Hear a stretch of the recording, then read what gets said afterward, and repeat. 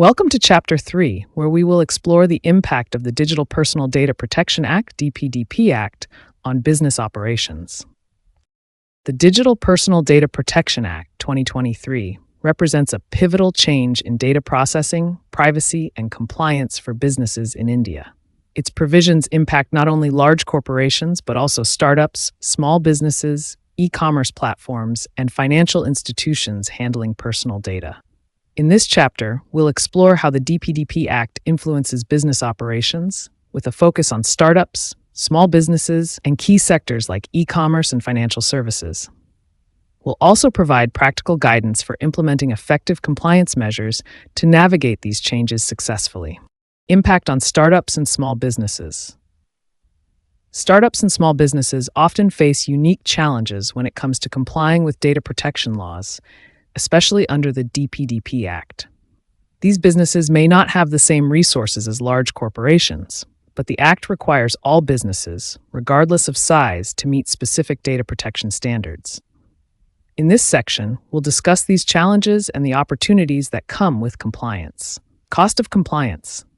Compliance with the DPDP Act can be financially burdensome for startups. They are required to allocate resources towards establishing data security measures, creating privacy policies, appointing data protection officers, DPOs, and conducting regular training.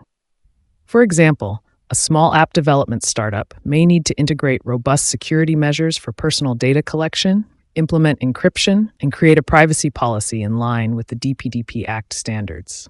Impact on business models. The DPDP Act mandates transparency in data usage and obtaining explicit consent for processing personal data. Startups in industries like ad tech, mobile apps, or social media that rely heavily on user data may need to rethink their business models to ensure compliance. For example, a digital marketing startup using personal data for targeted advertisements will now need to adopt more transparent data collection methods and ensure that users provide informed consent. This also means ensuring users have the ability to easily opt out of data processing activities. Data storage and security startups may find it challenging to meet the DPDP Act's requirements for data storage and security, particularly when processing large volumes of personal data. Data fiduciaries must implement appropriate security measures to avoid breaches, which may require significant investment in IT infrastructure. For example, a fintech startup may need to invest in secure cloud storage or encryption tools to ensure the personal data of users is protected. Additionally, a breach response framework must be established, including notifying users within the prescribed timeframe. Compliance flexibility for startups. To accommodate the unique challenges faced by smaller businesses, Section 17 of 3 of the DPDP Act allows the central government to notify certain data fiduciaries, including startups, where the compliance requirements may be relaxed due to the volume and nature of data processed. For example, a newly launched SaaS platform that processes minimal customer data might qualify for certain exemptions, providing it some relief in compliance costs. Data processing in the e-commerce and financial sector. E-commerce platforms are central players in the digital economy and are significantly impacted by the DPDP Act as they handle vast amounts of personal data related to transactions, preferences, payment details, and shipping information. User consent for data collection. E-commerce platforms must obtain explicit and informed consent from users before collecting any personal data, including email addresses, payment details, and browsing behavior. For example, when customers sign up for an e-commerce account, the platform must clearly inform them of the data being collected, the purpose of data collection, and how it will be used for order fulfillment or marketing. Data minimization and purpose limitation. The DPDP Act mandates that only the minimum necessary data is collected for fulfilling the specified purpose. For example, an e-commerce platform cannot collect excessive data, like browsing habits and demographic details, for marketing if it is not essential for completing transactions. Third-party data sharing. E-commerce platforms often share data with third-party service providers such as payment processors, delivery services, and advertisers. The DPDP Act requires these third parties to adhere to the same data protection standards. For example, an e-commerce platform shares customer data with a delivery company for shipment tracking. The platform must ensure that the delivery company complies with the DPDP Act's data protection standards and that customers are informed about how their data is being shared. Financial sector. The financial sector deals with highly sensitive data, including financial records and transaction histories, making compliance with the DPDP Act especially crucial. Sensitive data processing. The DPDP Act includes provisions for processing sensitive personal data, such as financial information. Financial institutions must obtain explicit consent for processing this data, ensuring that processing is lawful and transparent. For example, when a bank processes a customer's loan application, it must first obtain explicit consent before collecting sensitive financial data, such as credit scores or bank statements. Cross-border data transfers. Financial institutions often transfer personal data across borders, such as for international payments or partnerships with foreign banks.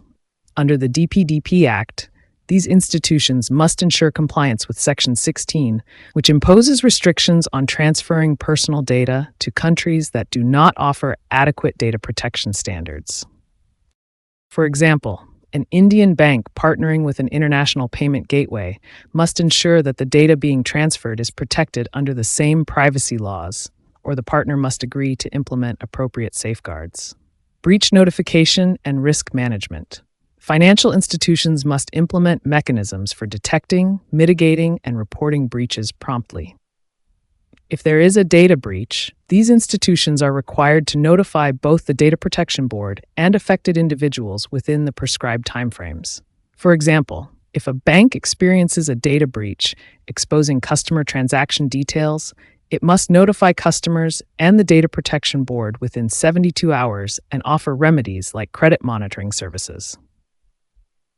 Implementing compliance measures. Achieving compliance with the DPDP Act is essential for businesses to avoid penalties and maintain customer trust. Here's how businesses, particularly startups, small businesses, and financial institutions, can ensure compliance. Appoint a Data Protection Officer, DPO.